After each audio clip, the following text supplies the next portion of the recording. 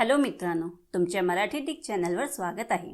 मी तुम्हाला मराठी डिक चॅनलवर रोज नवीन इंग्रजी शब्द शिकवणार। तर चला समय नष्ट न करता आजच्या व्हिडिओमध्ये शिकूया इंग्रजी शब्द। मडल। मडलचा मराठी अर्थ गोंधळ करणे, गोळ करणे, विचका उडवणे, पाणी गढूळ करणे, अव्यवस्थित करणे, विस्कटणे, बिघडवणे, गोंधळ, घोटाळा, अव्यवस्था, गोळ किंवा चूक होत आहे। मडलला आपण वाक्यात प्रयोग करून बघूया।